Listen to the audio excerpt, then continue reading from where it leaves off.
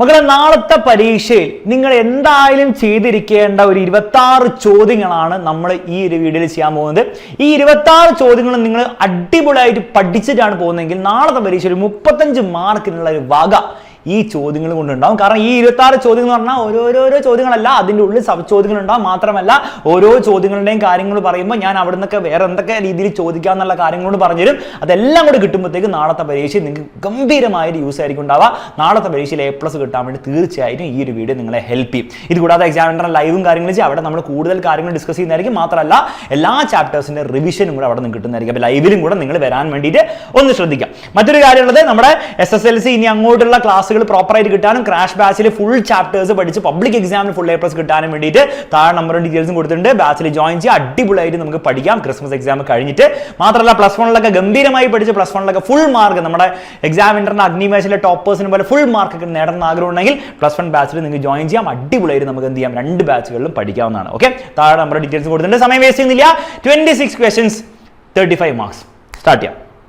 Identify red and violet from the diagram. അപ്പോൾ ഈ ഡയഗ്രത്തിൽ നിന്ന് റെഡും വയലറ്റും നിങ്ങൾ ഐഡന്റിഫൈ ചെയ്യണം. ബേസിക്കലി സംഭവം വൈറ്റ് ലൈറ്റ് കടത്തി വിട്ട് കഴിഞ്ഞാൽ ഡിസ്പേർഷൻ, പ്രകീരണം നടക്കും. അപ്പം റെഡും വയലറ്റും ഏതാണെന്ന് ഐഡന്റിഫൈ ചെയ്യണം. ഒന്നും ആലോചിക്കാനില്ല, മുകളിലുള്ള കളറായിരിക്കും എപ്പോഴും റെഡ്, വയലറ്റ് ആയിരിക്കും താഴത്തെ കളർ. ഇവിടെ ശ്രദ്ധിക്കേണ്ട കാര്യം എന്ന് വെച്ചാൽ റെഡിന് എന്തുകൊണ്ടാണ് ഡീവിയേഷൻ കുറവുള്ളത് പഠിച്ചു വെക്കാം മക്കളെ. റെഡിന് വേവ് ലെങ്ത് അഥവാ ലാംഡ അതാണ് വേവ് ലെങ്ത്തിന്റെ സിമ്പിൾ, തരംഗദൈർഘ്യത്തിന്റെ സിമ്പിൾ. റെഡിന് വേവ് ലെങ്ത് കൂടുതലാണ്, അതുകൊണ്ട് ഡീവിയേഷൻ കുറവായിരിക്കും. എന്നാൽ വയലറ്റിന് വേവ് ലെങ്ത് കുറവാണ്, മസിൽ ഇല്ലാത്ത പാവ മനുഷ്യനാണ്, അപ്പോൾ അവന് ഡീവിയേഷൻ കൂടുതലായിരിക്കും. അപ്പോൾ ഈ വേവ് ലെങ്ത്തിന് ഡിഫറൻസ് കൊണ്ടാണ് ഡീവിയേഷൻ ഉണ്ടാവുന്ന കാര്യം പഠിച്ചു വെക്കുക. Okay, define composite light and dispersion. അപ്പോൾ എന്താണ് കോമ്പോസിറ്റ് ലൈറ്റ് അതുപോലെ ഡിസ്പേർഷൻ പരീക്ഷ ഡിഫൈൻ ചെയ്യാൻ വേണ്ടി പറയും. അപ്പോൾ നിങ്ങൾ അതിന്റെ ഡെഫിനിഷൻ വൃത്തിക്ക് എഴുതി വെക്കണം. Light composed of different colours is called composite. ഒന്നിലധികം കളേഴ്സ് കൊണ്ടുണ്ടാക്കിയ ലൈറ്റിനെയാണ് നമ്മൾ കോമ്പോസിറ്റ് അഥവാ സമന്വിത പ്രകാശം എന്ന് വിളിക്കുക. ഡെഫിനിഷൻ ഇവിടെ കൊടുത്തിട്ടുണ്ട്, എഴുതി വെക്കണം. വൈറ്റ് ലൈറ്റ് ഒരു കോമ്പോസിറ്റ് ലൈറ്റ്, കാരണം വൈറ്റ് ലൈറ്റ് വിബ്ജിയോർ മുഴുവനുണ്ട്. ഓക്കെ, അങ്ങനെയാണ്. എന്താ ഡിസ്പേർഷൻ? പ്രകീരണം എന്ന് പറഞ്ഞാൽ dispersion of light is the phenomenon of splitting up of composite light into it's component colours. എടോ, ഒരു വൈറ്റ് ലൈറ്റ് എന്ന് പറഞ്ഞാൽ കോമ്പോസിറ്റ് ലൈറ്റ് സ്പ്ലിറ്റ് ചെയ്തതിന് കോമ്പോണന്റ് കളേഴ്സ് ആവുന്ന പരിപാടിയല്ലേ ഡിസ്പേർഷൻ. അത്രേ ഉള്ളൂ. ഓക്കെ, ഒരു സമന്വിത പ്രകാശം ഘടകവർണ്ണങ്ങളായി വേർപിരിയുന്ന പ്രതിഭാസമാണ് പ്രകാശ പ്രകീരണം എന്നുള്ള കാര്യം വൃത്തിക്ക് അങ്ങോട്ട് എഴുതി വെച്ചോണം. ഇനി പരീക്ഷയിൽ ചോദിക്കാം, why does white light get separated? എന്തുകൊണ്ടാണ് ഇങ്ങനെ ആവുന്നത്, എന്തുകൊണ്ടാണ് ഡിസ്പേർഷൻ നടക്കുന്നത്? ഞാൻ പറഞ്ഞ പോലെ തന്നെ ഓരോ കളേഴ്സിനും ഓരോ വേവ് ലെങ്ത് ആണ്, വേവ് ലെങ്തിനനുസരിച്ചായിരിക്കും ഡീവിയേഷൻ ഉണ്ടാവുക. അതുകൊണ്ടാണ് ഈ സെപ്പറേറ്റ് ആവുന്നത് എന്നുള്ള കാര്യം വൃത്തിക്ക് ഈ രീതിയിൽ അങ്ങോട്ട് എഴുതി വെക്കാം. ആ വേവ് ലെങ്തിന്റെ അടിസ്ഥാനത്തിലാണെന്നുള്ളതിന്റെ ലോജിക്ക് അവിടെ വരണം. ഇനി പരീക്ഷയിൽ വേണം കോംപ്ലിക്കേറ്റഡ് ആയിട്ട് ചോദിക്കാം, ഈ പ്രിസം തലകൂത്തിനെ തന്നിട്ട് എന്നിട്ട് വൈറ്റ് ലൈറ്റ് വരുന്നു, അങ്ങനെയാണെങ്കിൽ 2 കളേഴ്സ് ഇങ്ങനെ ഉണ്ട്, ഒരു കളർ ഇങ്ങനെ ഒരു കളർ ഇങ്ങനെ. അപ്പൊ നിങ്ങൾ ഇങ്ങനെ എഴുതി വെക്കരുത്, ആ മുകളിൽ റെഡ് അപ്പൊ ഇത് റെഡ് എന്ന് എഴുതി വെക്കരുത്. ആലോചിക്കേണ്ടത് ഏറ്റവും കുറവ് ഡീവിയേഷൻ ഉള്ള ആളാണ് റെഡ്. അപ്പൊ ഇപ്രാവശ്യം തിരിച്ചാണ് പ്രശ്നമുണ്ടെങ്കിൽ ഡീവിയേഷൻ കുറവുള്ള ആൾ താഴെയുള്ള ആളായിരിക്കും റെഡ്, മുകളിൽ ആയിരിക്കും വയലറ്റ്. അപ്പൊ തിരിച്ചൊക്കെ ചോദിച്ചു കഴിഞ്ഞാൽ നിങ്ങൾക്ക് ചെയ്യാൻ പറ്റണം. ഇങ്ങനത്തെ ഒരു ചോദ്യം പരീക്ഷയിൽ എന്തായാലും നിങ്ങൾ എക്സ്പെക്ട് ചെയ്തോളൂ. വന്നു കഴിഞ്ഞാൽ വൃത്തി അങ്ങോട്ട് ചെയ്ത് വെക്കണം. ചാപ്റ്റർ വൈസ് ആണ് പോകുന്നത്. 3ാമത്തെ ചാപ്റ്ററിലെ ചോദ്യങ്ങളാണ് ആദ്യം ചെയ്തത്, പിന്നെ 4ാമത്തെ, പിന്നെ 5ാമത്തെ, ആ രീതിയിലോട്ടാണ് പോകുന്നത്. 2ാമത്തെ ചോദ്യം പിടിച്ചുകൂടാം. Explain rainbow formation. അപ്പോൾ റെയിൻബോയുടെ ചോദ്യം വന്നാൽ പിക്ചർ ആദ്യം വരച്ചു വെക്കാം. ആദ്യം ഒരു വാട്ടർ ഡ്രോപ്പ് വരച്ചു വെക്കാം. സൺലൈറ്റ് വരുന്നു, എന്നിട്ട് റെഡിന് കുറച്ച് ഡീവിയേഷനേ ഉള്ളൂ, പിന്നെ ഇന്റേണൽ റിഫ്ലക്ഷൻ ഇവിടെ നടക്കുന്നുണ്ട്, പിന്നെ റിഫ്രാക്ഷൻ നടക്കുന്നുണ്ട്. വയലറ്റിന് കൂടുതൽ ഡീവിയേഷൻ ഉണ്ട്, ഇന്റേണൽ റിഫ്ലക്ഷൻ ആന്തര പ്രതിഫലനം നടക്കുന്നുണ്ട്, വയലറ്റ് മുകളിൽ വരും. ഇത് ഫസ്റ്റ് റെയിൻ ഡ്രോപ്പിന്റെ അഥവാ വാട്ടർ ഡ്രോപ്പിന്റെ. ഇതേപോലെ 2ാമത്തേനും കൂടെ വരയ്ക്കുക. 2ാമത്തെ വരച്ച് സെയിം ഡയഗ്രാം വരച്ച് വെച്ചാൽ മതി. ശ്രദ്ധിക്കേണ്ടത്, ആദ്യത്തവന്റെ റെഡ് നമ്മൾ മുകളിൽ കാണും, 2ാമത്തെ വയലറ്റ് നമ്മുടെ താഴെ കാണും. ആദ്യത്തവന്റെ വയലറ്റ് നമ്മുടെ തലമണ്ടയുടെ മുകളിൽ കൂടി പോകും, 2ാമത്തെ റെഡ് നമ്മുടെ താലിന്റെ താഴെ കൂടിയാണ് പോവുക. അപ്പൊ നമ്മൾ കാണുന്ന റെയിൻബോയിൽ മുകളിൽ ആരായിരിക്കും ഉണ്ടാവുക? വയലറ്റ് അല്ല, റെഡ് ആയിരിക്കും ഉണ്ടാവുക മുകളിൽ. നമ്മൾ കാണുന്ന റെയിൻബോയിൽ താഴെ ആരായിരിക്കും ഉണ്ടാവാം? റെഡ് അല്ല, വയലറ്റ് ആയിരിക്കും ഉണ്ടാവുക. അപ്പൊ ഈ 2 ഡ്രോപ്പ് വെച്ചിട്ട് നിങ്ങൾ വരച്ചു വെക്കണം. 3 സ്റ്റെപ്പുകളാണ് റെയിൻബോ ഫോർമേഷൻ ഉണ്ടാവാം. First step, second step, third step. First step എന്ന് പറഞ്ഞാൽ വൈറ്റ് ലൈറ്റ് സ്പ്ലിറ്റ് ചെയ്യുന്നു, ദാറ്റ് ഇസ് ഡിസ്പേർഷൻ ആണ്, പ്രകീരണമാണ്. 2ാമത്തെ സ്റ്റെപ്പ് എന്ന് പറഞ്ഞാൽ വൈറ്റ് ലൈറ്റ് അല്ല, ഈ കളേഴ്സ് റെഡ് കളറും വയലറ്റ് കളറും ഇടയിൽ വേറെ കളേഴ്സ് ഉണ്ട്, നമ്മൾ കാണിക്കേണ്ട ആവശ്യമില്ല. ആ കളേഴ്സ് എല്ലാം റിഫ്ലക്ട് ചെയ്യുന്നു, ഇന്റേണൽ റിഫ്ലക്ഷൻ അഥവാ ആന്തര പ്രതിപതനം. 3ാമത് വാട്ടറിന്ന് എയറിലേക്ക് വരുമ്പം റിഫ്രാക്ഷൻ അഥവാ അപവർത്തനം. ഇവിടെ ശ്രദ്ധിക്കേണ്ട കാര്യം, ഈ ഡിസ്പേർഷൻ എന്ന് പറഞ്ഞാൽ സ്പ്ലിറ്റ് ആവുന്ന പരിപാടി എന്ന് പറഞ്ഞാൽ അത് അടിസ്ഥാനപരമായിട്ട് റിഫ്രാക്ഷൻ അഥവാ അപവർത്തനം ആയതുകൊണ്ട് പരീക്ഷയിൽ ചോദിക്കും, how many times does diffraction occur? എത്ര പ്രാവശ്യം റിഫ്രാക്ഷൻ ഒക്കർ ചെയ്യുന്നുണ്ട് മക്കളെ? ഒന്ന് ഡിസ്പേർഷൻ സംഭവിക്കുമ്പോൾ, പിന്നെ ലൈറ്റ് പുറത്ത് വരുമ്പോൾ 2 തവണ എന്നുള്ള കാര്യം എഴുതി വെച്ചോണം. Okay, also explain rainbow formation വന്നു കഴിഞ്ഞാൽ പിക്ചർ വരച്ചാൽ മാത്രം പോരാ, ഈ കാര്യങ്ങൾ അങ്ങോട്ട് എഴുതി വെക്കണം. 2 പ്രാവശ്യം റിഫ്രാക്ഷൻ സംഭവിക്കുന്നുണ്ട്, ഇന്റർണൽ റിഫ്രാക്ഷൻ സംഭവിക്കുന്നുണ്ട്. അങ്ങനെ റെയിൻബോ ഒരു നാച്ചുറൽ ഫിനോമിനൻ ആണ്. റെയിൻബോ എന്ന് പറഞ്ഞാൽ ബേസിക്കലി അപ്പം റിഫ്രാക്ഷനും ഡിസ്പേർഷനും ഇന്റർണൽ റിഫ്രാക്ഷൻ്റെ ഒരു കോമ്പിനേഷൻ ആണെന്നുള്ള കാര്യം ഇംഗ്ലീഷിലും മലയാളത്തിലും വൃത്തിക്ക് എഴുതി വെക്കണം. പിക്ചർ വരയ്ക്കണം. പിക്ചർ വരയ്ക്കണം എന്ന് അവർ പറയില്ല, നിങ്ങൾ വരച്ച് വെച്ചാൽ നിങ്ങൾക്ക് മാർക്ക് കിട്ടുള്ളൂ എന്നുള്ള കാര്യം നിങ്ങൾ മനസ്സിലാക്കിയാൽ മതി. ക്ലിയർ ആണല്ലോ? അപ്പോൾ ഇത്രയും കാര്യങ്ങൾ റെയിൻബോ ഫോർമേഷനെ പഠിച്ചു വെച്ചുകൂടാ, പരീക്ഷയിൽ ചോദ്യം വരും. മറ്റൊരു ചോദ്യം വരാൻ ചാൻസ് ഉള്ളത്, ഈസ്റ്റിലാണ് നിങ്ങൾ റെയിൻബോ കാണുന്നെങ്കിൽ സൂര്യൻ എവിടെയായിരിക്കും? സൂര്യൻ വെസ്റ്റിലായിരിക്കും. നിങ്ങൾ വെസ്റ്റിലാണ് റെയിൻബോ ആണെങ്കിൽ സൂര്യൻ ഈസ്റ്റിലായിരിക്കും. അപ്പോൾ നേരെ തിരിച്ചായിരിക്കും, ഓപ്പോസിറ്റ് ആയിരിക്കും സൂര്യൻ ഉണ്ടാവുന്ന കാര്യമൊക്കെ ഒന്ന് ഓർത്ത് വെക്കുക കേട്ടോ. മറ്റൊരു ചോദ്യമാണ് മൂന്നാമത്തെ ചോദ്യമാണ് what is persistence of vision. എന്താണ് പെർസിസ്റ്റൻസ് വിഷൻ എന്ന് പറഞ്ഞാൽ? ബേസിക്കലി നമ്മളൊരു കളർ കണ്ടുകൊണ്ടിരിക്കുകയാണ്, പെട്ടെന്ന് ആ കളർ ഇല്ലാതായി കഴിഞ്ഞാൽ നമ്മുടെ കണ്ണിന്ന് ആ കളർ പോവും? ഇല്ല. കണ്ണിൽ 1/60 സെക്കൻഡ്സും കൂടെ അത് നിന്നിട്ടേ പോകുള്ളൂ. ഇതിനെയാണ് നമ്മൾ വീക്ഷണ സ്ഥിരത അഥവാ പെർസിസ്റ്റൻസ് വിഷൻ എന്ന് വിളിക്കുന്നത്. ഡെഫിനിഷൻ പഠിച്ചു വെക്കുക, പരീക്ഷ ചോദിക്കും. Give example. എന്താണ്? ന്യൂട്ടന്റെ കളർ ഡിസ്ക് സ്പീഡിൽ ഇങ്ങനെ കറക്കുന്ന സമയത്ത് എന്താണ് എല്ലാ കളേഴ്സും വിത്തിൻ 1/60 സെക്കൻഡ്സ് നമ്മുടെ കണ്ണിൽ ഇങ്ങനെ തങ്ങി നിൽക്കും. അതുകൊണ്ട് നമുക്കത് എല്ലാം ഒരുമിച്ചായിരിക്കും കാണാം. അതുകൊണ്ട് എന്താ എല്ലാ കളറും കൂടെ ഒരുമിച്ച് വന്നാൽ, വിബ്ജിയോർ എല്ലാം കൂടെ ഒരുമിച്ച് വന്നാൽ നമ്മളെ വൈറ്റ് ആയിട്ടാണ് പെർസീവ് ചെയ്യുക. ഓക്കെ, അപ്പോൾ ന്യൂട്ടൺസ് വീലുണ്ട്, പിന്നെ ടോർച്ച് പെട്ടെന്ന് കറക്കിയാൽ, പിന്നെ മൂവീസ് ആൻഡ് കാർട്ടൂൺസ്. അപ്പോൾ എക്സാമ്പിൾ ഒന്ന് പഠിച്ചു വെക്കുക, പരീക്ഷയിൽ ഡെഫിനിഷൻ ചോദിക്കും, എക്സാമ്പിളും ചോദിക്കും. പിന്നെ ഇതുപോലത്തെ ചോദ്യങ്ങൾ എന്തായാലും ചോദിക്കും കേട്ടോ. ഒരു റെഡ് ഫിൽറ്ററിൽ വന്നിട്ട്, ഫിൽറ്റർ റെഡ് അല്ല, അവിടെ മെജന്ത ഫിൽറ്ററിൽ വന്നിട്ട് ഈ കളേഴ്സ് വീണ് കഴിഞ്ഞാൽ എന്തൊക്കെ കളർ ട്രാൻസ്മിറ്റ് ആവും, അതിൻ്റെ ഉള്ളിൽ കൂടി കടന്നു പോകും, എന്തൊക്കെ അബ്സോർബ് ചെയ്യപ്പെടും. ഇത് വളരെ ഇമ്പോർട്ടൻ്റ് ആണ്. വളരെ സിമ്പിൾ ആയിട്ട് ഇത്രയോ. ലോജിക് എന്താണ്? റെഡ് ഫിൽറ്ററിൽ റെഡ് കളർ വന്ന് വീണാൽ അത് ട്രാൻസ്മിറ്റ് ചെയ്യും, ബാക്കി എല്ലാ കളേഴ്സിനും അബ്സോർബ് ചെയ്യും. ഓക്കെ, അതാണ് ലോജിക്. പക്ഷേ കോംപ്ലിക്കേറ്റഡ് ചോദ്യം വരിക ഇങ്ങനെയൊക്കെ ആയിരിക്കും. മെജന്ത ഫിൽറ്റർ ആണെങ്കിൽ എന്തായിരിക്കും സ്ഥിതി? അപ്പോൾ മജന്ത എന്ന് പറഞ്ഞാൽ റെഡും ബ്ലൂ ആണ്, നിങ്ങൾ പഠിച്ചു വെക്കണം. അപ്പോൾ അത് അറിയില്ലെങ്കിൽ ട്രിക്ക് ഇത്രയേ ഉള്ളൂ. RGB YCM എന്ന് എഴുതുക. RGB YCM എന്ന് എന്ത് CM എന്നുള്ള അങ്ങനെ അടിച്ചാൽ മതി. ഓക്കെ, അപ്പോൾ എന്താ സാർ ഗുണം? R ഉം G യും കൂടിയാൽ Y കിട്ടും, G യും B യും കൂടിയാൽ സയാൻ കിട്ടും. ഇവിടെ കാണുന്ന പോലെ B യും R ഉം കൂടിയാൽ മജന്ത കിട്ടും. ആ ഒരു സംഭവം പഠിച്ചു വേണം. അപ്പം നിങ്ങൾക്ക് മനസ്സിലാവും മജന്ത എന്ന് പറയുന്നത് റെഡും ബ്ലൂ ആണെന്ന്. അപ്പോൾ മജന്ത ഫ്ലിറ്റ് എന്ന് പറഞ്ഞാൽ റെഡും ബ്ലൂ അല്ലേ? അപ്പോൾ റെഡും ബ്ലൂവിനെ കടത്തിവിടും, ബാക്കി എല്ലാത്തിനെ എല്ലാം അബ്സോർവ് ചെയ്യും. അത്ര ആലോചിച്ചാൽ മതി. അപ്പോൾ പറ, റെഡ് വന്നു കടത്തി വിട്ടു, കാരണം റെഡ് ഉണ്ട് ഇതിൽ. ഗ്രീൻ വന്നു, ഗ്രീൻ വന്നാൽ ഇതിൽ ഗ്രീൻ ഇല്ല, അപ്പോൾ കടത്തി വിടില്ല, അബ്സോർബ് ചെയ്യും. ബ്ലൂ വന്നു, ബ്ലൂ ഇതിലുണ്ട്, അപ്പോൾ ട്രാൻസ്മിറ്റ് ചെയ്യും, കടത്തി വിടും. യെല്ലോ, അപ്പോൾ യെല്ലോ എന്താണെന്ന് നിങ്ങൾക്ക് ഇവിടുന്ന് മനസ്സിലാവണം. യെല്ലോ എന്ന് പറഞ്ഞാൽ റെഡ് ഗ്രീൻ. അപ്പോൾ പരീക്ഷയിൽ ഇതുകൊണ്ട് എഴുതി വെക്കുക, RGB YCM എന്ന് എഴുതി വെച്ചാൽ സിമ്പിളായിട്ട് ഇത് കിട്ടും നിങ്ങൾക്ക്. ഓക്കെ, അപ്പോൾ യെല്ലോ എന്ന് പറഞ്ഞാൽ R ഉം G ആണെന്ന് മനസ്സിലാക്കുക. അതിൽ നോക്ക്, R കടത്തി വിടും, ജീനെ കടത്തി വിടില്ല, കാരണം G ഇതിലില്ല. അപ്പോൾ റെഡിനെ ട്രാൻസ്മിറ്റ് ചെയ്ത് ജീനെ അബ്സോർവ് ചെയ്യും, അത്രേ ഉള്ളൂ. പിന്നെ വൈറ്റ് എന്ന് പറഞ്ഞാൽ RGB എല്ലാം കൂടെ ചേർന്നിട്ടുള്ളതാണ്. അതിൽ ആറിനെയും ബീനെയും കടത്തി വിടും, ജീനെ മാത്രം എന്ത് ചെയ്യില്ല, കടത്തി വിടില്ല. അത് എഴുതി വെക്കുക, ഇത്രയുള്ള സംഗതി. അപ്പോൾ ഇവിടെ നിങ്ങൾ ഈ പ്രൈമറി കളേഴ്സ് ആണ് RGB, സെക്കൻഡറി കളേഴ്സ് ആണ് YCM. ഇതിൻ്റെ ഈ കോമ്പിനേഷൻ ഒന്ന് ഓർത്ത് വെക്കണം, ഞാൻ ഈ പറഞ്ഞ പോലെ. അങ്ങനെ വന്നാലേ അത് ഓർത്ത് വെച്ചാലേ നിങ്ങൾക്ക് ചെയ്യാൻ പറ്റുള്ളൂ. ഇതേപോലത്തെ സിമിലർ ആയിട്ടൊരു ചോദ്യം വരാം. ബേസിക്കലി ഒബ്ജക്ട്സ്, ഒപ്പേക്ക് ആയിട്ടുള്ള ഒബ്ജക്ട്സ്, നേരത്തെ ഫിൽറ്റേഴ്സ് ആണ്, കടത്തിവിടുന്ന സാധനമാണ്. ഒപ്പേക്ക് ആയിട്ടുള്ള ഒബ്ജക്ട്സിൻ്റെ മുകളിൽ ലൈറ്റ് വന്നു കഴിഞ്ഞാൽ ആ സാധനത്തിന് നമ്മൾ എങ്ങനെ കാണാം? വീണ്ടും ലോജിക്ക് ഇത്രയേ ഉള്ളൂ. റെഡ് ആയിട്ടുള്ള ഫ്ലവറിൽ എന്ത് കളർ വീണാലും അബ്സോർബ് ചെയ്യും, റെഡ് ഒഴിച്ച്, റെഡിനെ മാത്രം റിഫ്ലക്ട് ചെയ്യും. അപ്പോൾ അതുകൊണ്ടാണ് റെഡ് വന്ന് വീണാൽ നമുക്ക് അതിനെ റെഡായിട്ട് കാണുന്നത്. അപ്പോൾ ഓരോരോ കളർ വന്ന് വീണാൽ എന്താ സംഭവിക്കുക എന്നുള്ള കാര്യം പരീക്ഷ ചോദിക്കും. അപ്പോൾ നമുക്ക് ഉത്തരം കൊടുക്കണം. റെഡ് ഫ്ലവറിൽ റെഡ് വന്ന് വീണാൽ റെഡിനെ റിഫ്ലക്ട് ചെയ്യും. റെഡ് ഫ്ലവർ എന്ന് പറഞ്ഞാൽ തന്നെ എന്താ? റെഡിനെ റിഫ്ലക്ട് ചെയ്യുന്ന ഫ്ലവർ, അത്രേ ഉള്ളൂ. അപ്പോൾ റെഡ് റിഫ്ലക്ട് ചെയ്ത് നമ്മൾ റെഡ് ആയിട്ട് കാണാം, അത്രേ ഉള്ളൂ. എന്നാൽ ഗ്രീൻ വന്ന് വീണാലോ, ഗ്രീനെ അബ്സോർബ് ചെയ്യും, റെഡ് അല്ലാതെ ബാക്കി എല്ലാത്തിനും അബ്സോർബ് ചെയ്യും. അപ്പോൾ നമ്മൾ എന്തെങ്കിലും കാണുമോ? നമുക്കൊന്നും കാണാനുണ്ടാവില്ല, ഗ്രീനെ അബ്സോർബ് ചെയ്തു. അപ്പോൾ നമ്മൾ ഡാർക്ക് അഥവാ ബ്ലാക്ക് ആയിട്ടായിരിക്കും കാണാം. ഇത്രയുള്ള പരിപാടി. യെല്ലോ എന്ന് പറഞ്ഞാൽ വീണ്ടും ഇവിടുന്ന് ആലോചിക്കണം. യെല്ലോ എന്ന് പറഞ്ഞാൽ R+G ആണ്. ആ റെഡിനെ എന്ത് ചെയ്യും? റിഫ്ലക്ട് ചെയ്യും, ഗ്രീനെ അബ്സോർബ് ചെയ്യും. അപ്പോൾ നമ്മൾ എന്തായിട്ട് കാണാം? റെഡിനെ റിഫ്ലക്ട് ചെയ്ത് നമ്മുടെ കണ്ണിലെത്തില്ലേ? റെഡ് എത്തില്ലേ? നമ്മൾ കാണും, റെഡ് ആയിട്ട് കാണും, കുഴപ്പമൊന്നുമില്ല. അപ്പോൾ യെല്ലോ വന്ന് വീണാലും റെഡ് ആയിട്ടാണ് നമ്മൾ കാണാൻ പോകുന്നത്. അതേപോലെ ഗ്രീൻ ലീഫിന്റെ സ്ഥിതി എന്താ? ഗ്രീനിനെ റിഫ്ലക്ട് ചെയ്യും, ബാക്കി എല്ലാത്തിനും അബ്സോർബ് ചെയ്യും. റെഡ് വന്ന് വീണാൽ അബ്സോർബ് ചെയ്യും, അപ്പോൾ നമ്മളൊന്നും കാണില്ല. ഗ്രീൻ വന്ന് വീണാൽ ഗ്രീൻ റിഫ്ലക്ട് ചെയ്യും, നമ്മൾ ഗ്രീൻ കാണും, ഗ്രീൻ ആയിട്ടാണ് കാണാം. യെല്ലോയിൽ വീണ്ടും റെഡും ഗ്രീനാണുള്ളത്.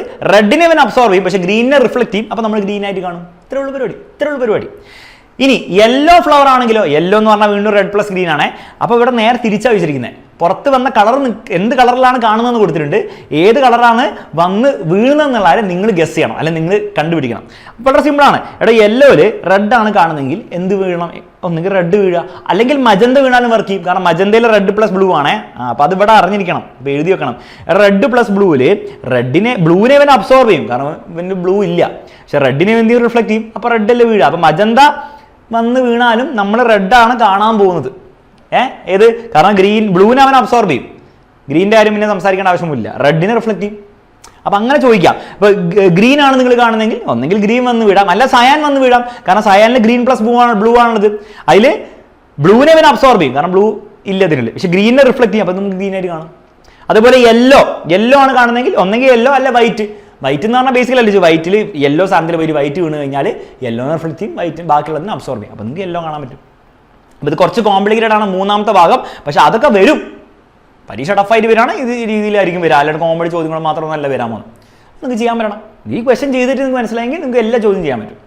ഓക്കെ, നെക്സ്റ്റ് ചോദ്യം സിമ്പിൾ ചോദ്യമാണ്. What is scattering of light? Basically scattering എന്ന് പറയുന്നത് scattering is the irregular and partial directional deviation of light when it encounters particle medium. Basically light വന്നിട്ട് ഒരു മീഡിയത്തിൽ വീണ് കഴിഞ്ഞാൽ, എയറിൽ വീണ് കഴിഞ്ഞാൽ ലൈറ്റ് തോന്നിയ ഡയറക്ഷനിൽ തെറിച്ച് പോകുന്നില്ലേ, അതിനാണ് നമ്മൾ സ്കാറ്ററിംഗ് അഥവാ വിസരണം എന്ന് വിളിക്കുക.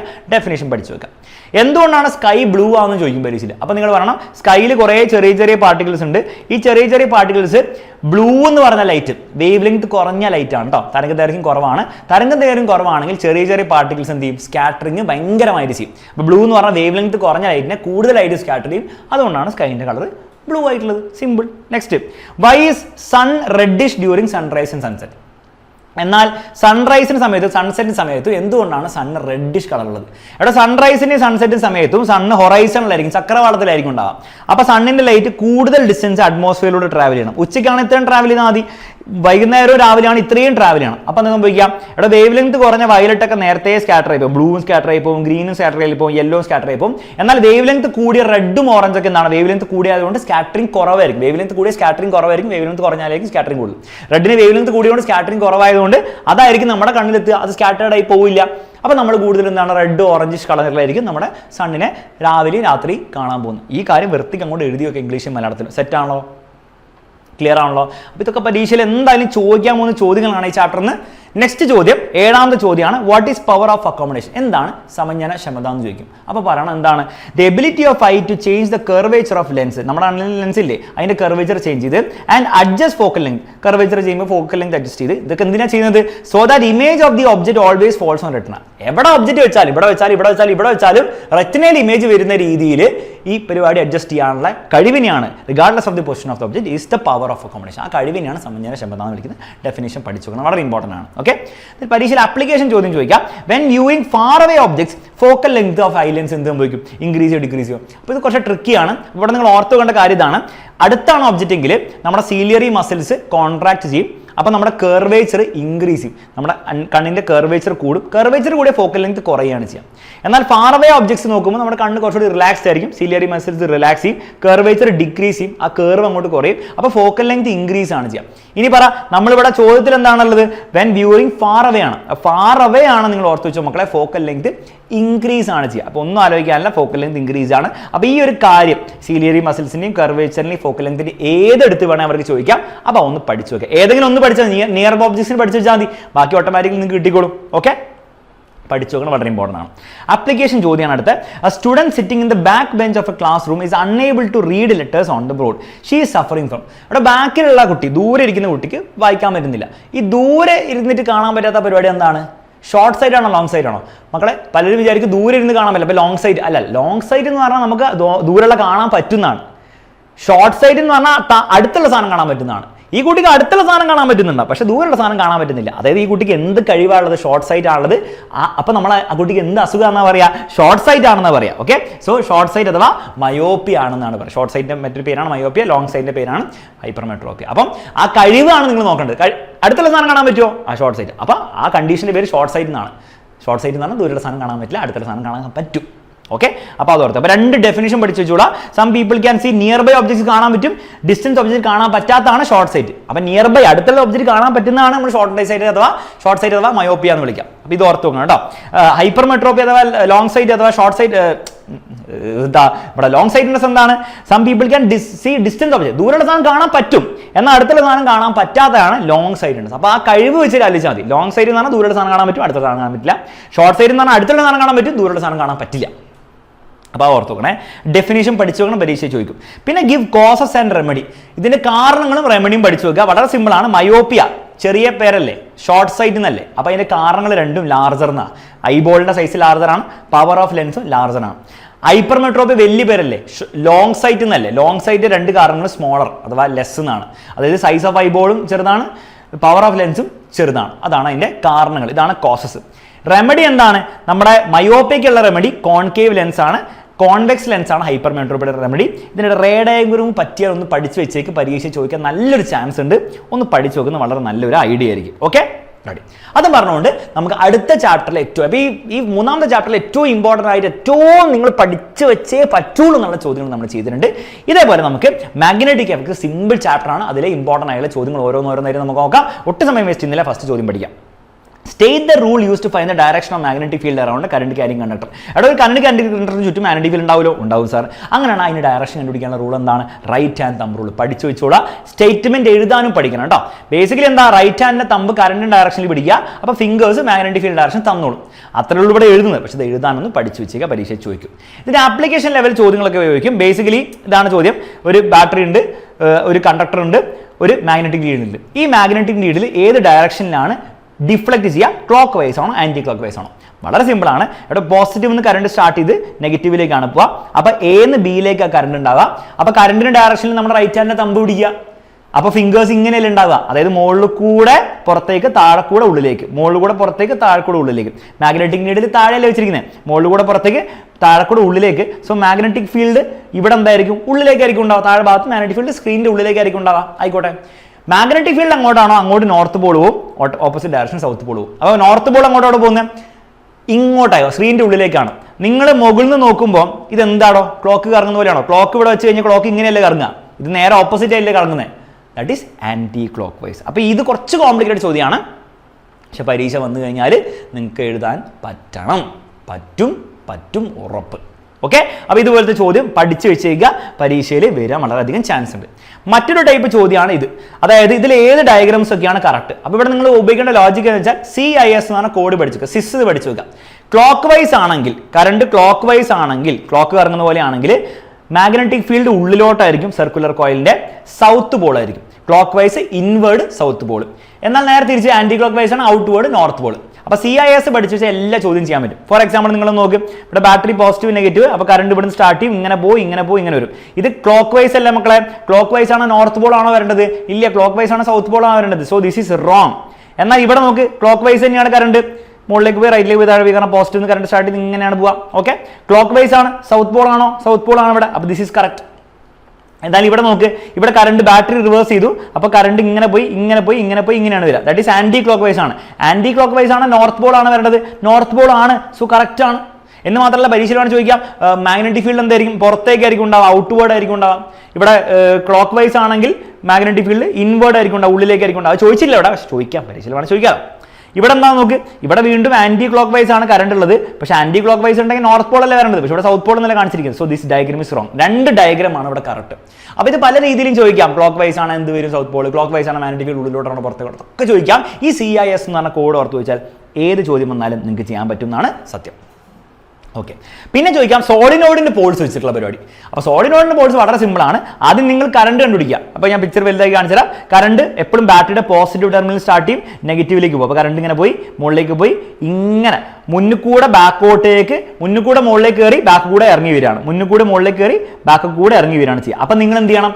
ഇപ്രാവശ്യം സോളിനോയിഡിനെ കണ്ടുപിടിക്കാൻ വേണ്ടി ഫിംഗേഴ്സ് കറണ്ട് ഡയറക്ഷനിൽ കേളിയ, ഫിംഗേഴ്സ് കറണ്ടിന് ഡയറക്ഷനിൽ കേളിയ, തമ്പ് നോർത്ത് പോളിനെ കാണിച്ചു തരും. ഇതാണ് റൂള്. ഓക്കെ, അപ്പൊ ഫിംഗേഴ്സ് ഇങ്ങനെ കേൾ ചെയ്താലേ വർക്ക് ആവുള്ളൂ. ഇങ്ങനെ നിങ്ങൾ ഉള്ളിലേക്ക് പോകുന്നു, താഴെ കൂടെ പുറത്തേക്ക് വരുന്നു, ഇങ്ങനെ ഉള്ളിലേക്ക് പോകുന്നു, താഴെ കൂടെ പുറത്ത് വരുന്നു. അപ്പൊ ഇങ്ങനെ ഫിംഗേഴ്സ് കേൾ ചെയ്താൽ തമ്പ് എങ്ങോട്ടായിരിക്കും ഉണ്ടാവുക? തമ്പ് ലെഫ്റ്റിലേക്കായിരിക്കും ഉണ്ടാവുക. ഓട്ടോമാറ്റിക്കലി മനസ്സിലായി, ഇതാണ് A ആണ് നോർത്ത് പോള്, B ആണ് ഓട്ടോമാറ്റിക്കലി സൗത്ത് പോള്. അപ്പം ഇങ്ങനെ സോളിനോയിഡിന്റെ പോള് കണ്ടുപിടിക്കാനുള്ള ചോദ്യം എന്തായാലും എക്സ്പെക്ട് ചെയ്തോളൂ, പരീക്ഷയിൽ വരും. വന്നു കഴിഞ്ഞാൽ വൃത്തിക്ക് ചെയ്തോണം. പിന്നെ ഇങ്ങനെ കോമഡി ചോദ്യങ്ങളാണ്. Difference between bar magnet and electromagnet. Electromagnet എന്ന് പറഞ്ഞാൽ ബേസിക്കലി സോളിനോയിഡ്. മാഗ്നറ്റിസം പെർമനന്റ് ആണ്, ബാർ മാഗ്നറ്റിന് ഇവന് ടെമ്പററി ആണ്. മാഗ്നറ്റിസം കാനോട്ട് ബി വേരിയഡ്, ഇവന്റെ ക്യാൻ ബി വേരിയഡ്. സോളിനോയിഡ് നമുക്ക് മാഗ്നറ്റിക് ഫീൽഡ് ഒക്കെ കൂട്ടാൻ പറ്റും. Polarity cannot be change. സോളിനോയിഡിന്റെ പൊളാരിറ്റി നമുക്ക് ചേഞ്ച് ചെയ്യാൻ പറ്റും. എന്ത് ചെയ്താൽ മതി? കറണ്ട് ഡയറക്ഷൻ മാറ്റിയാൽ മതി. ഇവിടെ കറണ്ടിന്റെ ഡയറക്ഷൻ നേരെ തിരിച്ചാൽ ഇത് സൗത്ത് ആവും, ഇത് നോർത്ത് ആവും. ഓക്കെ, അപ്പോൾ ആ ഡിഫറൻസസ് പഠിച്ചു വെച്ചാൽ വളരെ ഇമ്പോർട്ടൻ്റ് ആണ്. പിന്നെ ഇങ്ങനത്തെ കോമഡി ചോദ്യങ്ങൾ ഈ ചാപ്റ്ററിൽ കുറച്ച് കോമഡി ചോദ്യങ്ങളാണ് കേട്ടോ. അതൊക്കെ വെറുതെ പഠിച്ചു വെച്ചാൽ ഇങ്ങോട്ട്. What are the factors that affect strength of magnetic field in solenoid? സോളിനോയിഡിന്റെ മാഗ്നറ്റിക് ഫീൽഡ് സ്ട്രെങ്തിനെ അഫക്ട് ചെയ്യുന്നത് എന്താണ്? Number of turns of conductor per unit length. Number of ടേൺസിനെ അഫക്ട് ചെയ്യും. പിന്നെ സ്ട്രെങ്ത് ഓഫ് കറണ്ടിനെ അഫക്ട് ചെയ്യും. അതുപോലെ മെറ്റീരിയൽ ഇൻസൈഡ് സോളിഡ്. സോളിനോയിഡിനുള്ളിൽ എന്ത് മെറ്റീരിയൽ വെക്കുന്ന കാര്യം മാഗ്നറ്റിക് ഫീൽഡിനെ അഫക്ട് ചെയ്യും. ഫോർ എക്സാമ്പിൾ സോഫ്റ്റ് അയൺ എന്ന് പറഞ്ഞ മെറ്റീരിയൽ കൊണ്ട് വെക്കുകയാണ്, പച്ചിരുമ്പ് കൊണ്ട് വെക്കുകയാണെങ്കിൽ മാഗ്നറ്റിക് ഫീൽഡ് കൂടും. ആ കാര്യങ്ങളൊക്കെ ജസ്റ്റ് ഒന്ന് പഠിച്ചു വെച്ചേക്കാം. പിന്നെയുള്ള ചോദ്യം വളരെ ഇമ്പോർട്ടൻ്റ് ആയിട്ടുള്ള ചോദ്യമാണ്. ഇങ്ങനത്തെ ഒരു സർക്യൂട്ടിൽ നമ്മൾ ഒരു കണ്ടക്ടറിൽ ഈ സ്വിച്ച് ഓൺ ആക്കി കഴിഞ്ഞാൽ ചോദ്യം ഈ കണ്ടക്ടർ മുകളിലേക്ക് പോവോ അല്ലെ താഴേക്കാണോ പോവുക? എന്താണ് ആൻസർ? അപ്പോൾ അവിടെ നിങ്ങൾ ഉപയോഗിക്കേണ്ടത് ഒരു current carrying conductor magnetic field വെച്ച് കഴിഞ്ഞാൽ അവൻ്റെ മുകളിൽ ഫോഴ്സ് ഉണ്ടാവും. അതാണ് മോട്ടോർ പ്രിൻസിപ്പിൾ, മോട്ടോർ തത്വം. അതിന്റെ ഡെഫിനേഷൻ ഒന്ന് പഠിച്ചു വെച്ചാൽ പരീക്ഷ ഇമ്പോർട്ടൻ്റ് ആണ്. അങ്ങനെയാണെങ്കിൽ അതിന്റെ ഡയറക്ഷൻ പിടിക്കാൻ വേണ്ടി ഉപയോഗിക്കുന്ന റൂൾ എന്താണ് മക്കളെ? ഫ്ലെമിംഗ്സ് ലെഫ്റ്റ് ഹാൻഡ് റൂൾ ആണെന്നുള്ള കാര്യം മനസ്സിലാക്കി വെക്കുക. ഓക്കെ, അപ്പോൾ ഇവിടെ ഫ്ലെമിംഗ്സ് ലെഫ്റ്റ് ഹാൻഡ് റൂൾ ആണ് നമ്മൾ ഉപയോഗിക്കുക. ഫ്ലെമിംഗ്സ് ലെഫ്റ്റ് ഹാൻഡ് റൂളിന്റെ സ്റ്റേറ്റ്മെന്റ് ഞാൻ അവിടെ കൊടുത്തില്ല, പക്ഷേ നിങ്ങൾ ടെക്സ്റ്റ് ബുക്ക് നോക്കി പഠിച്ചു വെച്ചോ, വളരെ ഇമ്പോർട്ടൻ്റ് ആണ്. സ്റ്റേറ്റ്മെന്റ് വേണം. റൈറ്റ് ഹാൻഡ് നമ്മളോട് സ്റ്റേറ്റ്മെന്റ് കണ്ട പോലെ തന്നെ ഫ്ലെമിംഗ്സ് ലെഫ്റ്റ് ഹാൻഡ് റൂളിന്റെ സ്റ്റേറ്റ്മെന്റ് വേണം. സംഭവം വളരെ നമ്മുടെ ഫാദർ മദർ ചൈൽഡ് എന്ന് ഓർത്ത് വെച്ചാൽ ഫാദർ എന്ന് പറഞ്ഞാൽ ഫോഴ്സ്, മദർ എന്ന് പറഞ്ഞാൽ മാഗ്നറ്റിക് ഫീൽഡ്, ചൈൽഡ് എന്ന് പറഞ്ഞാൽ കറണ്ട്. ലെഫ്റ്റ് ഹാൻഡ് പിടിക്കാം. ഇനി വളരെ സിമ്പിൾ ആണ്. നോർത്ത് നിന്ന് സൗത്തിലേക്ക് മാഗ്നറ്റിക് ഫീൽഡ് ഉണ്ടാവും. എപ്പോഴും പഠിച്ചു വെച്ചോ, നോർത്ത് നിന്ന് സൗത്തിലേക്ക് ആയിരിക്കും മാഗ്നറ്റിക് ഫീൽഡ് ഉണ്ടാവുക. കറണ്ട് അങ്ങോട്ട് ഉണ്ടാവുക, ഇതല്ലേ പോസിറ്റീവ്. അപ്പോൾ കറണ്ട് ഇവിടുന്ന് സ്റ്റാർട്ട് ചെയ്യുന്ന എ നിന്ന് ബിയിലേക്കാണ് കറണ്ട് ഒഴുകാൻ പോകുന്നത്. അപ്പോൾ എ നിന്ന് ബിയിലേക്ക് കറണ്ടും ഉണ്ടാവും. ഇനി ആ കറക്റ്റ് നിങ്ങൾ പിടിക്കും. Father mother child, mother magnetic field റൈറ്റിലേക്കാണ് മാഗ്നറ്റിക് ഫീൽഡ് പിടിച്ചു. ലെഫ്റ്റ് ഹാൻഡിന്റെ പിടിക്കണേ. കറണ്ട് താഴേക്കാണ്, കറണ്ട് താഴേക്ക് പിടിച്ചു. ഫോഴ്സ് തമ്പാണ് കാണിച്ചത്. തമ്പ് എങ്ങോട്ടായിരിക്കും ഉണ്ടാവുക? തമ്പ് മുകളിലേക്കായിരിക്കും ഉണ്ടാവുക. യെസ്, ദാറ്റ് മീൻസ് ഫോഴ്സ് മുകളിലേക്കായിരിക്കും ഉണ്ടാവുക. അപ്പ് വേർഡ്സ് എന്ന് എഴുതുക, അല്ലെ അപ്പ് എന്ന് എഴുതി കഴിഞ്ഞു. ഇത്രേ ഉള്ളൂ. അപ്പോൾ ഫ്ലെമിംഗ്സ് ലെഫ്റ്റ് ഹാൻഡ് റൂളിന് ആപ്ലിക്കേഷൻ റിലേറ്റഡ് ഒരു ചോദ്യം പരീക്ഷയിൽ എന്തായാലും വരാൻ ചാൻസ് ഉണ്ട്. പഠിച്ചു വെച്ചേക്കാം. പിന്നെ ഈ ചാപ്റ്ററിന് എന്തായാലും ഒന്നെങ്കിൽ ഈ ഇലക്ട്രിക് മോട്ടറിന്റെ പാർട്സ് അല്ലെങ്കിൽ മൂവിംഗ് കോയിൽ ലൗഡ് സ്പീക്കറിന് എന്തായാലും ചോദിച്ചിരിക്കും. രണ്ടെണ്ണം പഠിച്ചു കഴിഞ്ഞാൽ ഏതെങ്കിലും ഒന്ന് വന്നു കഴിഞ്ഞാൽ ആ മാർക്ക് കിട്ടില്ലേ? 2 3 മാർക്ക് കിട്ടില്ലേ? പഠിച്ചു വെച്ചേക്ക്. ഒരു ഇലക്ട്രിക് മോട്ടറിന്റെ ഇത്രയും പാർട്സ് 5 പാർട്സ് പഠിച്ചു വെക്കുക. ആരോടെ മാഗ്നറ്റിക് പോൾ, ഇവിടെ നോർത്ത് പോളും സൗത്ത് പോളും കാണില്ലേ? അതിൽ ഏതെങ്കിലും ഒരെണ്ണം പിടിക്കുക, അതാണ് മാഗ്നറ്റിക് പോൾ അഥവാ എ. ആരാ ഈ ആർമേച്ചർ? ഈ റെക്ടാംഗുലർ കോയിൽ കാണുന്നില്ലേ? അതാണ് ആർമേച്ചർ, അതാണ് നമ്മുടെ ബി. സ്പ്ലിറ്റ് റിംഗ് ആരാണ്? ഇവിടെ 2 റിംഗ് കാണുന്നില്ലേ? അതാണ് സ്പ്ലിറ്റ് റിംഗ് അഥവാ സി. പിന്നെ ഗ്രാഫൈറ്റ് ബ്രഷ്, സ്പ്ലിറ്റ് റിംഗിന്റെ പുറത്ത് ഈ ബ്രഷും കാണുന്നില്ലേ? ഒരു 2 പെട്ടികൾ, ആ കുഞ്ഞു പെട്ടിയില്ലേ? അതാണ് ഗ്രാഫൈറ്റ് ബ്രഷസ്. പിന്നെ ആക്സിസ് ഓഫ് റൊട്ടേഷൻ, ഈ ആക്സിസ് കാണുന്നില്ലേ? അതിന്റെ ചുറ്റും ആർമേച്ചർ കടന്ന് കറങ്ങുന്നത്, അതാണ് ആക്സിസ് ഓഫ് റൊട്ടേഷൻ. ഈ 5 പാർട്സും പഠിച്ചു വെച്ചോ. പരീക്ഷയിൽ വളരെ ഇമ്പോർട്ടൻ്റ് ആയൊരു ചോദ്യമാണ്. ഒന്നെങ്കിൽ അത് ചോദിക്കും, അല്ലെങ്കിൽ ലൗഡ് സ്പീക്കറിനെ ചോദിക്കും. ഓക്കെ, ലൗഡ് സ്പീക്കറിന് 5 പാർട്ടുണ്ട്. First voice coil. എന്താ ഈ വോയിസ് കോയിൽ? ഈ ഗുഡു ഗുഡു ഗുഡു ഗുഡു എന്ന് പറഞ്ഞ സാധനം കണ്ടില്ലേ? അതാണ് വോയിസ് കോയിൽ. അപ്പോൾ അത് വോയിസ് കോയിൽ അഥവാ വോയിസ് കോയിൽ ഇവിടെയും ഉണ്ട്, ഇതും വോയിസ് കോയിൽ കേട്ടോ. അപ്പോൾ ഏതെങ്കിലും ഒന്ന് നിങ്ങൾ കാണിച്ചാൽ മതി. 2 പേപ്പർ ഡയഫ്രം. പേപ്പർ ഡയഫ്രം എന്ന് പറഞ്ഞാൽ ഈ പുറത്തുള്ള ഈ സാധനം കാണുന്നില്ലേ? അതാണ് പേപ്പർ ഡയഫ്രം. കഴിഞ്ഞു. Paper diaphragm. B. Field magnet എന്താ? ഈ സാധനം ഇല്ലേ? 2 ഫീൽഡ് മാഗ്നറ്റ്സ് ആണ്. ഏതെങ്കിലും ഒരെണ്ണം പിടിക്കുക, സി എന്ന് കൊടുക്കുക, അത്രേ ഉള്ളൂ. കണക്ടിംഗ് വയർസ് എന്താ? ഈ വയറും കാണുന്നില്ലേ? 2 കണക്ടിംഗ് വയർസ് ആണ്. ഏതെങ്കിലും ഒരെണ്ണം പിടിക്കുക, ഡി എന്ന് കൊടുക്കുക. സോഫ്റ്റ് ആൻഡ് ഷീൽഡ്, ഈ ഡയഫ്രം ഈ വി ഷേപ്പിൽ പുറത്തുള്ള സാധനം ആണെങ്കിൽ അതിന്റെ പുറകിലുള്ള സാധനം ഇല്ലേ? അതാണ് സോഫ്റ്റ് ആൻഡ് ഷീൽഡ്. കഴിഞ്ഞു. ഇത്രേ ഉള്ളൂ. പരീക്ഷയിൽ ഈ ലൗഡ് സ്പീക്കറിന്റെ വർക്കിംഗ് ചോദിക്കാൻ ചാൻസ് ഉണ്ട്. വളരെ ഇമ്പോർട്ടൻ്റ് ആണ്. വർക്കിംഗ് എന്ന് പറഞ്ഞാൽ വളരെ സിമ്പിൾ ആണ്. ആദ്യം നിങ്ങൾ ഓർത്ത് വെക്കേണ്ടത് ഒരു മൈക്കിൽ നിന്നാണ് ഈ കോൺ ഐസ്ക്രീം പോലെ തോന്നും. ഒരു മൈക്കിൽ നിന്നാണ് എന്ത് ചെയ്യുന്നത്? ഈ ഇലക്ട്രിക്കൽ സിഗ്നൽ ഈ ലൗഡ് സ്പീക്കറിൽ വരുന്നത്. പക്ഷേ ലൗഡ് സ്പീക്കറിൽ വരുന്നതിന് മുമ്പ് നമ്മൾ എന്ത് ചെയ്യും? ആ ഇലക്ട്രിക് സിഗ്നലെ ഒരു ആംപ്ലിഫയറിലൂടെ കടത്തിവിടും. ആംപ്ലിഫയർ ആ സിഗ്നലിനെ ഒന്നുകൂടി സ്ട്രോങ് ആക്കും. എന്നിട്ട് ആ ആംപ്ലിഫയർ സ്ട്രോങ്ങർ ആക്കിയ ഇലക്ട്രിക്കൽ സിഗ്നലായിരിക്കും നമ്മുടെ ഈ മൂവിംഗ് കോയിൽ ലൗഡ് സ്പീക്കറിലേക്ക് വരാൻ പോകുന്നത്. ലൗഡ് സ്പീക്കറിന്റെ വർക്കിംഗ് വളരെ സിമ്പിൾ ആണ്. ഇത്രയേ ഉള്ളൂ. ആ നല്ല സ്ട്രോങ് ആയിട്ടുള്ള ഇലക്ട്രിക്കൽ സിഗ്നൽ വോയിസ് കോയിലേക്ക് വരുന്നു. വോയിസ് കോയിലിൽ ഇപ്പം എന്തുണ്ട്? കറണ്ട് ഉണ്ട്. ഇലക്ട്രിക്കൽ സിഗ്നൽ എന്ന് പറഞ്ഞാൽ കറണ്ട് ആണല്ലോ. ഓക്കെ, ഈ വോയിസ് കോയിൽ ഇരിക്കുന്ന എവിടെയാണോ? ഒരു മാഗ്നറ്റ്സിന്റെ ഇടയിലല്ലേ? 2 മാഗ്നറ്റ്സിന്റെ ഇടയിലല്ലേ? അപ്പോൾ ഒരു മാഗ്നറ്റിക് ഫീൽഡാണ് ഈ കറണ്ട് ക്യാരിങ് കണ്ടക്ടറായി വോയിസ് കോയിൽ ഇരിക്കുന്നത്. ഒരു current carrying conductor magnetic field വെച്ചാൽ അവന്റെ മുകളിൽ ഫോഴ്സ് ഉണ്ടാവും. അപ്പോൾ വോയിസ് കോയിൽ വൈബ്രേറ്റ് ചെയ്യാൻ തുടങ്ങും. വോയിസ് കോയിൽ വൈബ്രേറ്റ് ചെയ്താൽ ഓട്ടോമാറ്റിക്കലി ഈ ഡയഫ്രമിലേക്ക് അറ്റാച്ച് ചെയ്തില്ലേ? ഇപ്പോൾ ഡയഫ്രം വൈബ്രേറ്റ് ചെയ്താണ് സൗണ്ട് ഉണ്ടാക്കുക. ഈ കാര്യങ്ങൾ സ്റ്റെപ്പ് ബൈ സ്റ്റെപ്പ് ഇവിടെ കൃത്യമായിട്ട് കൊടുത്തിട്ടുണ്ട്. ടെക്സ്റ്റ് ബുക്കിലുള്ള ഡെഫിനിഷൻ തന്നെയാണ്. അപ്പോൾ അത് വൃത്തിക്ക് എഴുതി വെക്കണം പരീക്ഷയിൽ.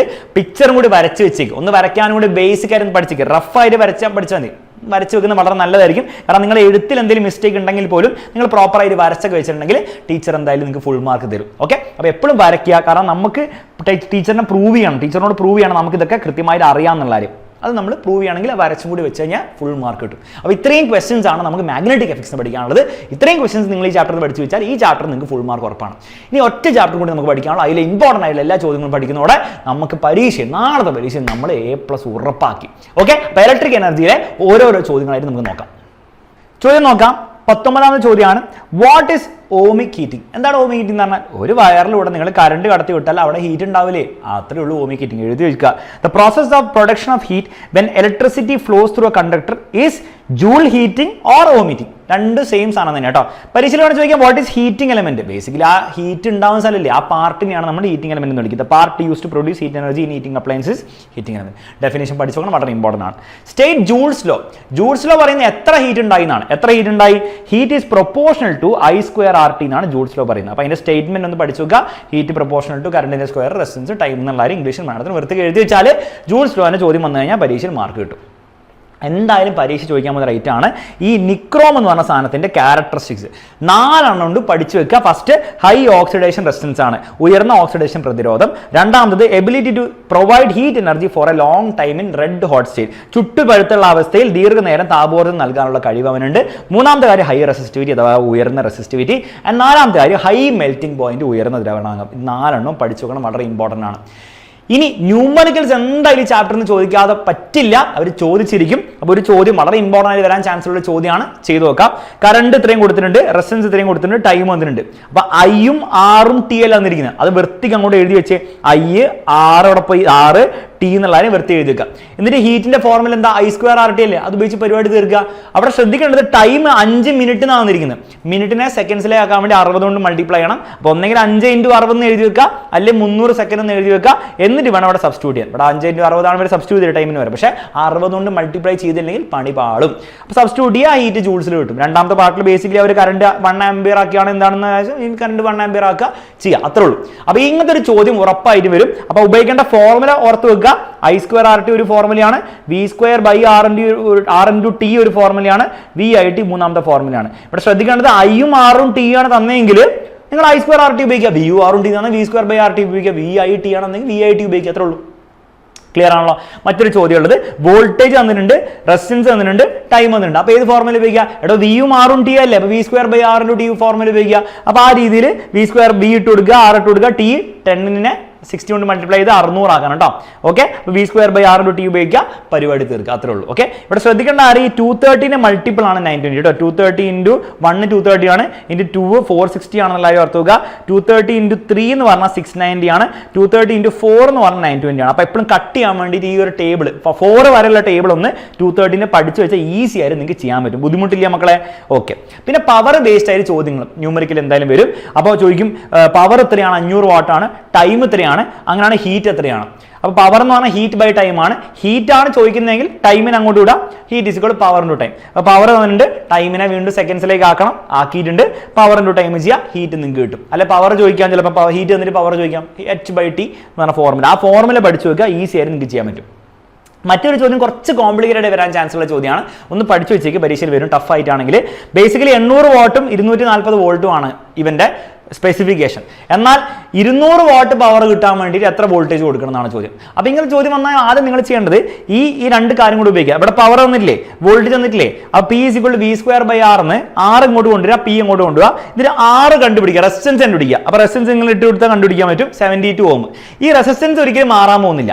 എന്നിട്ട് രണ്ടാമത്തെ കേസ് എടുക്കുക. അപ്പോൾ രണ്ടാമത്തെ കേസിൽ ഇത് പവർ തന്നിട്ടുണ്ട്, വോൾട്ടേജ് നമുക്ക് അറിയില്ല, പക്ഷേ റെസിസ്റ്റൻസ് നമുക്ക് 72 Ω ആണെന്ന് അറിയാം. അപ്പോൾ വീണ്ടും നിങ്ങൾ എന്ത് ചെയ്യുക, P = V²/R എന്ന് പറഞ്ഞ ഫോർമുല, പവറിന് 3 ഫോർമുല ഉണ്ട്, അറിയില്ല പഠിച്ചോ. പവറിന്റെ ഒരു ഫോർമുല I²R ആണ്, രണ്ടാമത്തെ V²/R ആണ്, മൂന്നാമത്തെ VI ആണ്. ബേസിക്കലി ഹീറ്റിന്റെ ഫോർമുലയിൽ ടൈം ഇല്ലാണ്ട് എഴുതിയാൽ, ഹീറ്റിന്റെ ഫോർമുല ഇതല്ലേ, ടൈം ഇല്ലാണ്ട് എഴുതിയ പവറിന്റെ ഫോർമുല കിട്ടും കേട്ടോ, അറിയില്ല പഠിച്ചോ. അപ്പോൾ പവറിന്റെ ഫോർമുല വീണ്ടും എഴുതുക. ഇപ്രാവശ്യം നമ്മുടെ പണി എന്താ, വോൾട്ടേജ് ആണ് നമുക്ക് അറിയാത്തത്. ഇവിടെ പോയി വോൾട്ടേജ്, ഇവിടെ അല്ലടാ, വോൾട്ടേജ് ആണ് നമുക്ക് അറിയാത്തത്. അപ്പോൾ വോൾട്ടേജ് കണ്ടുപിടിക്കുക.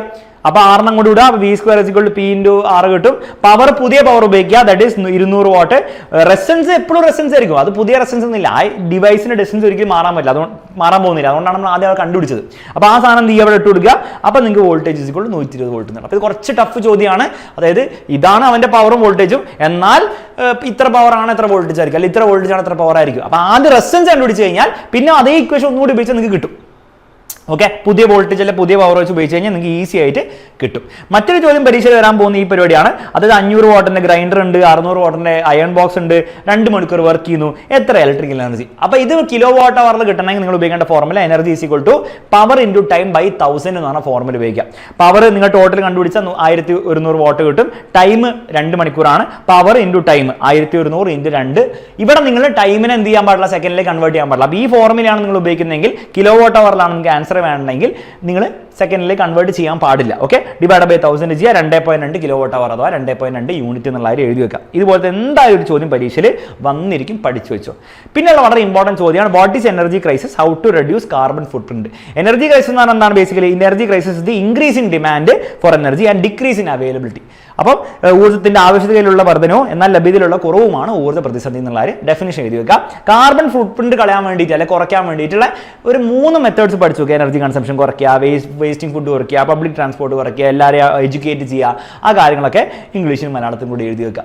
ഇത്രയും ചോദ്യങ്ങൾ നിങ്ങൾ പഠിച്ചു പോയി കഴിഞ്ഞാൽ മക്കളെ നാളത്തെ പരീക്ഷയിൽ A+ കുറവായുള്ള ഒരു ഗ്രേഡ് നിങ്ങൾക്ക് കിട്ടില്ല.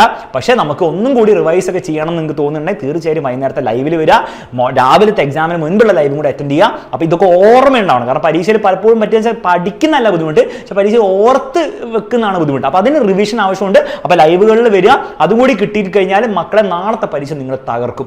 ഓക്കെ, എന്നിട്ട് പരീക്ഷ കഴിഞ്ഞിട്ട് നിങ്ങൾക്ക് എക്സാമിനറുടെ ക്ലാസ് കൊണ്ട് ഒരു ബെനിഫിറ്റ് ഉണ്ടെന്ന് തോന്നുകയാണ്, ഒന്നും ആലോചിക്കാനില്ല. ഡെയിലി ലൈവ് ക്ലാസ് പ്രോപ്പർ ആയിട്ട് കിട്ടി പബ്ലിക് എക്സാമിനും ആ A+ വാങ്ങണം എന്ന് അങ്ങനെ ഉണ്ട്. കാരണം പബ്ലിക് എക്സാമിന് പല ചാപ്റ്റേഴ്സ് ഉണ്ട്. ഫസ്റ്റ് ചാപ്റ്റർ കൊണ്ട് അവസാന ചാപ്റ്റർ എല്ലാ സബ്ജക്റ്റിനും ഉണ്ട്. അത് സീരിയസ് ആയിട്ടുള്ള പഠനം അവിടെ ആവശ്യമുണ്ട്. ഈ അവസാനത്തെ നിമിഷത്തെ ക്വസ്റ്റ്യൻസ് മാത്രം ചെയ്തിട്ട് അവിടെ കാര്യം ഉണ്ടാവില്ല. അപ്പോൾ അത് പ്രോപ്പറായിട്ട് ചെയ്യുകയാണെങ്കിൽ നമ്മുടെ SLC ബാച്ചിൽ ജോയിൻ ചെയ്യുക. താഴെ നമ്മുടെ ഡീറ്റെയിൽസും കൊടുത്തിട്ട് നമുക്ക് തകർത്ത് ഡെയിലി ലൈവ് സൂപ്പറായിട്ട് നമുക്ക് പഠിക്കാം. Bye take care. പിന്നെ ഓൾസോ നെക്സ്റ്റ് ഇയറിന്റെ ബാച്ചിൽ നമുക്ക് കാണണമെങ്കിൽ അവിടെ +1 ബാച്ചിലും നിങ്ങൾക്ക് ജോയിൻ ചെയ്യാവുന്നതാണ്. എത്രയും പെട്ടെന്ന് അഡ്മിഷൻ എടുത്ത കുറേ ഓഫേഴ്സും കാര്യങ്ങളും നിങ്ങൾക്ക് കിട്ടുന്നുണ്ട്. അപ്പോൾ നേരത്തെ തന്നെ അഡ്മിഷൻ എടുക്കാൻ വേണ്ടി നോക്കുക. അത്രേ പറയാനുള്ളൂ. വീഡിയോ യൂസ്ഫുൾ ആയെങ്കിൽ ഫ്രണ്ട്സിന് ഷെയർ ചെയ്യുക, ലൈക്ക് ചെയ്യുക, കമന്റ് ബോക്സിൽ കമന്റ് ചെയ്യുക. വൈകുന്നേരത്തെ ലൈവിൽ നമുക്ക് കാണാം. പരീക്ഷയുടെ മുൻപിലുള്ള രാവിലത്തെ ലൈവിൽ നമുക്ക് കാണാം. അടിച്ചു പൊളിച്ച് നമുക്ക് ഒന്നും കൂടി റിവൈസ് ചെയ്യാം. ക്വസ്റ്റ്യൻസ് ഇനിയും നമുക്ക് ചെയ്യാം, വെറൈറ്റി ക്വസ്റ്റ്യൻസും കൂടി ചെയ്യാം. എന്നിട്ട് നമുക്ക് പരീക്ഷയ്ക്ക് പോകാം. എല്ലാവർക്കും ഓൾ ദി ബെസ്റ്റ്. എല്ലാവർക്കും A+ നേർന്നുകൊണ്ട് വീഡിയോ അവസാനിപ്പിക്കുന്നു. Bye and take care.